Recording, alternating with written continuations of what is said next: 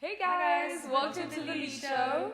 Welcome to episode 2 of our podcast. It's a podcast made by University of Warwick students for students to help you navigate your university life. Episode 2 is all around work-life balance, which is, think we can all agree, a very important topic, and how to avoid burnout, anxiety, and all these things. So to start it off, I want everyone to tell me how many hours a day they spend studying at the same time. So I'll give you a countdown and you tell me. Obviously we'll discuss it further because it depends if it's a weekday or weekend. But let's say an average weekday, not a weekend. Okay? 3, 2, 1. 2. 3. You were the odd one out. Oh my god. Explain yourself. 6, you said? Yeah, I have so much reading and I'm a Yeah. slow reader. If I need to process, I need That to is fair. take it all in and just mull over it. So it takes me forever, but I'm not just doing that in that time, Yeah. if that makes sense. Yeah. It's admin as you well, take like- breaks Yeah. and all I'll of take that. breaks, there'll be something going on Yeah. on the side screen. Yeah. Music sometimes. Exactly. No, I personally Calm on down. a weekday, because I'm involved with many societies and Yeah. other things, I don't spend as much time studying. I do the bulk of it during the weekend. Yeah. So just seminar prep. So I'd say on average 2 to 4 hours. And what did you guys say? 5, I said 5. 2. Yeah. 2. Yeah. So when it's weekends, I have more time. Yeah. Weekdays, I just don't have time at all. Yeah. And also I end up just doing admin for society stuff Societies, generally. yeah. So I That did is 2. fair. Are you guys like those people who can't study once the sun's gone down? Well, it's really bad if you live in UK and it's winter, right? Because No, I actually like a cozy like the studying nighttime. evening. Really? I like both. I like either morning or evening. I can't do midday studying. I don't know how to explain it. I can't It's just- study after I eat either. I just want to nap. Yeah. I do I'm old. nighttime, just before I go to bed. It's when I'm while I'm active. studying. You eat That- twice. I that- think. Yeah. But do you not need to type or write anything? Or when you're I doing use a reading? fork. I use a fork. So I have It's like I can multitask. No, I was you eat and then you type and then you eat and you type? Yeah. Okay. Well, I'm chewing the food on reading. Okay, so my second question is specifically for Maya, and then I'll answer it myself because I know you're very involved with society stuff. How many societies, jobs, what is going on aside from your studies? What's going on? What's going on? Yeah. And how do you balance that with university life and studying? So societies, I'm on the exec for 4 societies, and I have 3 4-hour shifts per week for work as well. So as you guys can see, it does take up a lot of my time. So I think when it's weekends, I try to focus that on my actual masters. When it's the weekdays, I just focus mainly on societies. But I think I prefer to just be busy all the time and be on the Yeah. roll. So for me, I don't see it as a problem. It's more just keep busy. So yeah. Personally, I am involved with a whole lot of stuff. If I was to count it, with over 8 or 9 things that I'm either exec or working on. I also have a part-time job like you. So honestly, I completely resonate with what you just said. Keeping busy and having that Structure. active, productive type of lifestyle, if anything, it helps me work and study more, but more efficiently. When I talk to my friends that are not involved with many things, they're always how do you do it? I'm see, the time that you tell me you're struggling, you're procrastinating, I don't have time for that. Realistically, I actually don't. Because if I don't study when I plan to study, it's over for me, you know? But do you guys have any input on that topic? How do you balance I mean, I did that last year, involvement with societies. I was on 3 society execs, and I think that's probably why I didn't do it this year. Yeah. Because I was I'm one of those people who procrastinates the hell out of everything. And that just failed for me, because I was you can't procrastinate and be involved with Exactly. 3 execs. You won't So have then this year I time. was if you want to Yeah. procrastinate, you don't do as many You don't societies. join, exactly. And you just, But it's also, it really depends. Again, everything boils down to that, knowing yourself. And just what your boundaries are, what your limits are, how do you work best. And there's no one way for it. There's no reason to admire someone that is involved with 20 societies if you know that would mean you would get bad grades. Yeah. You need to know how to prioritize your priorities. But moving on to the next question. What do you do to relax and disconnect from university life? Because it's needed at points, especially when you live.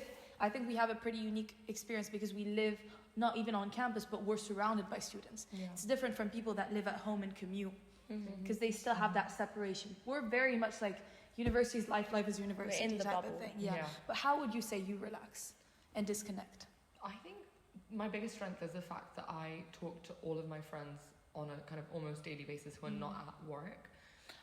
Yeah. And I kind of listen to them when they tell me, sometimes you're in denial when someone says, you don't sound like yourself, or you don't sound like you're burnt out. But whenever someone I know tells me that, I think I actually take it seriously. You And I'm believe like, them. okay, maybe tomorrow I need to just keep an hour for myself.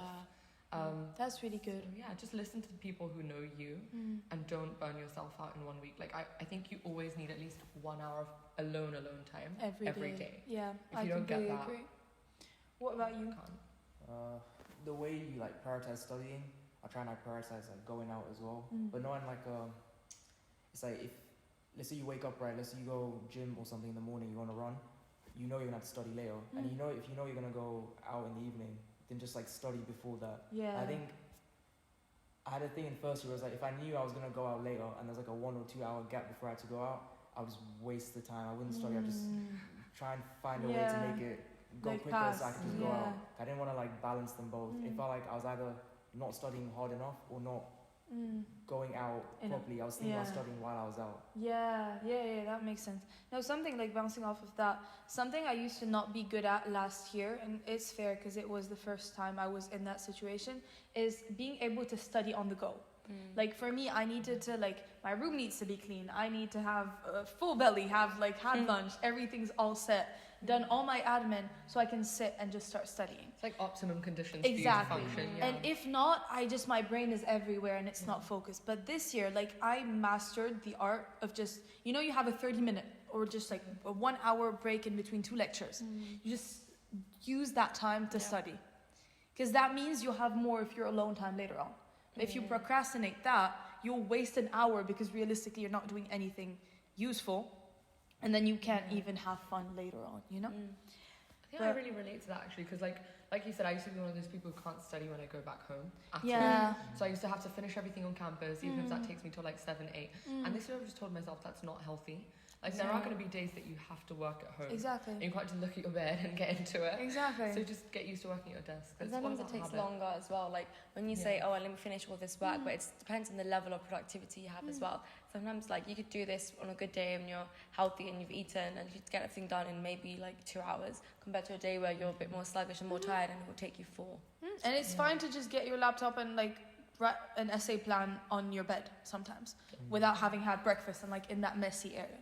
But it's also important, obviously, to prioritize organizing good study time. But you also have to adapt in a kind of situation. So going off of that, I wanted to ask you, how do you balance doing the mundane acts of cooking, chores, how do you organize yourself? Because it's a pretty important thing to feed yourself. I don't know, cooking, at least for me, it's cooking in my head doesn't count as a chore because I actually enjoy cooking. It. Or it's if you're studying the whole day, it's the break you get from uni life. You just get to do whatever you're doing, cooking. I'll put music on or something. It's that doesn't really count in my head as a chore. Whereas let's say you're hoovering your room or doing laundry and stuff, that's more of a chore. But I feel because it's so essential, you just get it done. You have to do it. So it's you don't. Prioritize it as I personally dedicate a morning, Sunday mornings usually, if I don't have anything else. If not, then Sunday afternoons, and I just do everything. All the cleaning, all the laundry, all the chores, meal prep, all of that. And I feel that really allows me to not waste that time during the week. Yeah. How do you guys do it, briefly? So my habits, I wouldn't say are healthy, and it's something I'm working on. So I actually don't have enough time to cook because I'm always busy. And I do see cooking as more of a chore because it's I'm hungry and I need to eat. If I did have free time, then I would find it maybe more enjoyable to cook. But I just don't have the time or liberty to actually think, let me cook something. I need something quick and easy. So I'll probably have I have lots of snacks in my house that always come with an easy, I call it portable breakfast. So if you can take it along with you, or just snacks and just genuinely. So I would say just try and have good time to actually eat. Because there's one day where I did have 3 meals a day and I was oh my gosh, I have so much I do extra energy, even more energy. Definitely. I was wow. Exactly. And it's so important because at the end of the day, if you don't prioritize your health, as they say, in the long run, you're not going to even be able to see results in the other things you're prioritizing. You end up sick so much more. Exactly. It's just not worth it. Exactly. You need healthy food, you need vegetables, you need protein, you need balance. And even though it's completely fine to struggle with it, obviously as you all said, we all do, it's still important to set it as a priority. And I think prioritizing things just in your mind and even on a piece of paper is one of the key to university. Because you're just like, and everyone has different priorities. Like you said, for you to just be relaxed and like have a balanced life, you want to prioritize going out. For me, it could be something else. For you guys, it's something else. But just know what your priorities are to stay healthy. And the things that are less of priorities, when you're doing well with the priorities, you can focus on that. But at least you know that when you reach like a state of burnout or like fatigue and all of that, you're like, okay, let me just remember why I'm here and like the main things I need to focus on. And going off of that, it's like a very good transition. But how do you plan your day and like your schedule, your weekly? How do you guys do it? Typically, I go the night before. I just sit myself down and think about what do I have tomorrow. And I think that really helps me because then when I wake up in the morning, I literally, from the time I know I have to get up, I know what time I need to leave the house. Yeah. I'm one of those people who can't function if I don't have like a deadline for everything. Me too, yeah. It's like 10 o'clock latest you have to leave. 11 o'clock you have to leave, X, Y, Z. So I always need to sit down and physically write it down.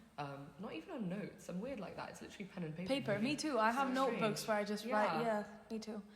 But yeah, what about you, Maya?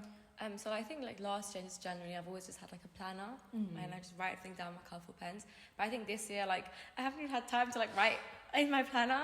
So busy girl. Yeah. So I've like tried to like, you know, resort to modern technology and like use my phone. So like I've been using like the Teams calendar and I've been using that to actually put in when I have things to do just generally. And I also love to use my notes. Like I have over like 3,000 notes on my phone and I have like checklists, but I think that's mainly for admin. But generally like everyday scheduling, I think I just use my calendar, or if not, I just mentally remember. So like the day before, I'm like, I have this at this time, this at this time. So I just, so I'm like prepared for my day. Yeah. What about you? I mean, I'll spend like the first week of uni like figuring out like what my default schedule is.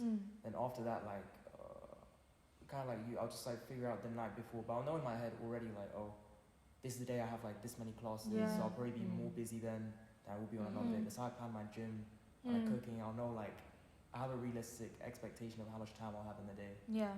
No, I personally like, I don't know if it's gonna show on camera, but I have like a schedule like that type of thing. Try and attempt. Literally. That's like a weekly Print thing. it out. And this one's a bit more chill because I'm injured, so like my basketball practices and like my gym time. But usually it's packed, and I actually put everything on it. Like this hour I'm gonna do this hour I'm gonna do this, and this like keeps me on track because if not, realistically, I am gonna forget.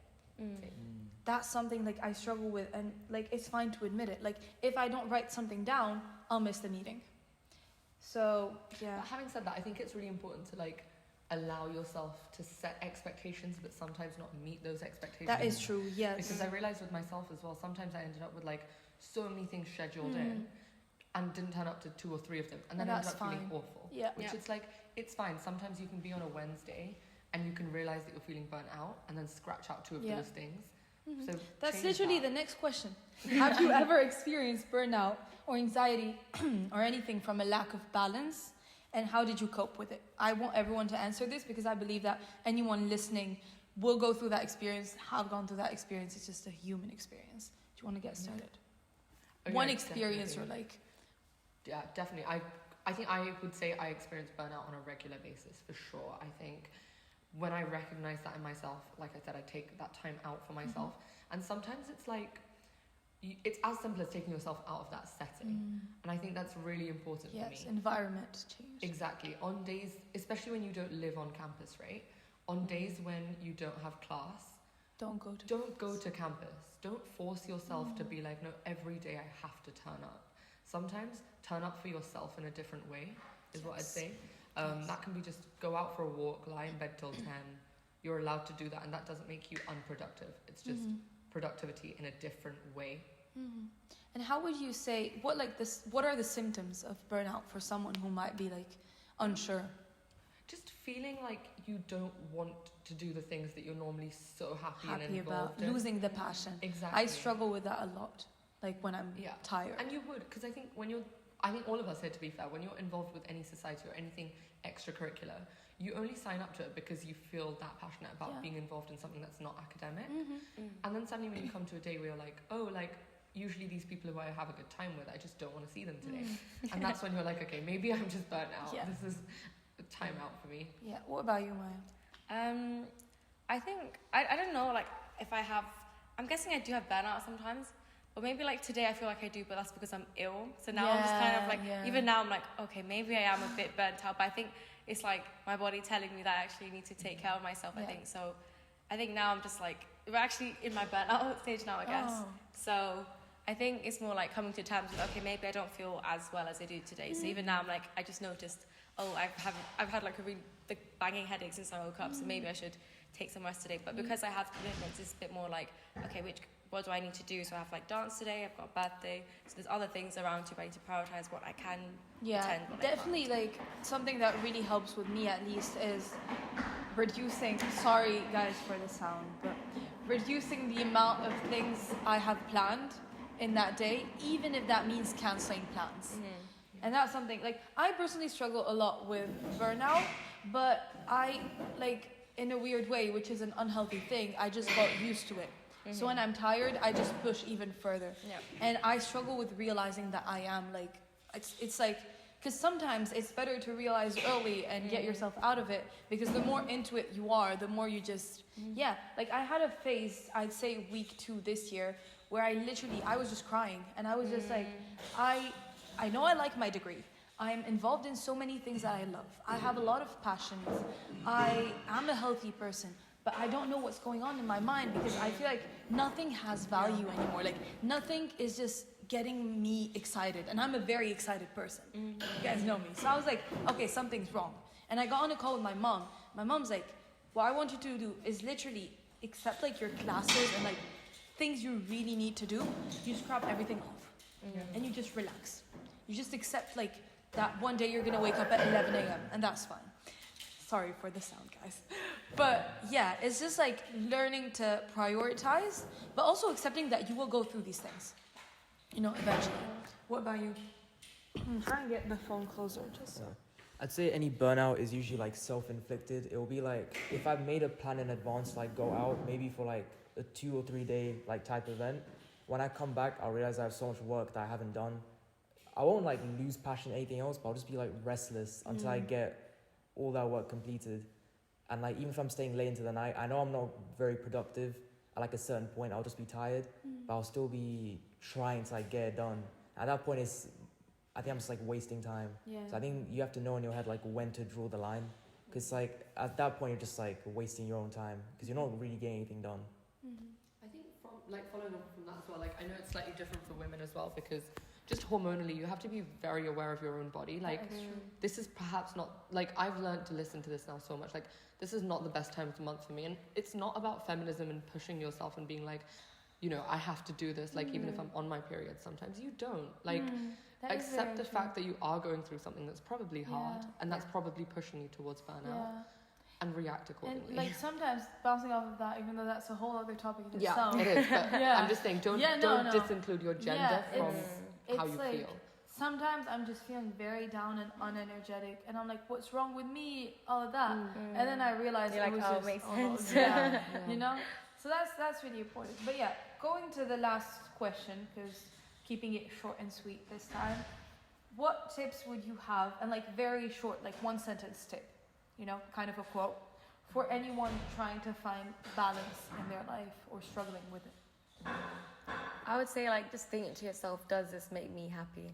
Like, obviously you have loads of commitments and things, but it shouldn't be more of a chore, it should be more enjoyable to you. But when it gets to the stage where it's a chore, you need to think to yourself, okay, is there something that I still want to do or continue? Or like, does this make me happy in general? So just prioritize yourself. What about you guys? Compartmentalize your life. So don't like block out your whole life into like segments, but I'm saying like, if you're gonna go out. Don't go out thinking about how much work you have, or don't study. Like separate things. There's like a really like clear line between like academic and having your own personal life. Like you don't want to be studying thinking about your plan of like going out in the night, and you don't want to be going out thinking about all the studying you have to do. It's like you can't enjoy anything that way. At that point, it's like an uphill battle. No, I think for me it's like, because I'm so into the whole self-development and that type of stuff, I'd say don't let hustle culture get to you. In the sense that like you always hear these things of people being like, if anything you do, just think if that helps you towards your goal, and like if that, sometimes you're going to do things that don't help you towards any goal. You're just going to do things because you need to treat yourself. And that's something that I struggle with very much, and I'm trying to get back and like put things like in a more realistic way, because realistically, and also in another way, relaxing and taking time for yourself actually helps your goal, because you're a healthier person to do these things, you know? 100%. So just, if you're not very much into hustle culture or like just go, then it's fine. It's not as relevant. But it's more for the people that are like that, like hyper motivation, like inspired, all of that. Understand that you will burn yourself out very quickly if you're just doing things for a certain goal and not taking care of yourself. 100%. I'd just add on to that and just say be kind to yourself. Treat yourself the way you treat other people, which sometimes is a lot nicer than how we speak to ourselves. Definitely. And give yourself credit. Yeah. Because, just coming to university and studying is already a huge achievement. So any tiny thing you do on the side is admirable. It's not the norm. Like, we are led to think it's the norm, but it's not. Like, it's an incredible thing to do, everything that we are doing. But I think we can wrap it up. Thank you guys for listening. We hope you enjoyed episode 2 of The Lead Show, and we hope to see you next week for episode 3. Thank you. Bye. Bye.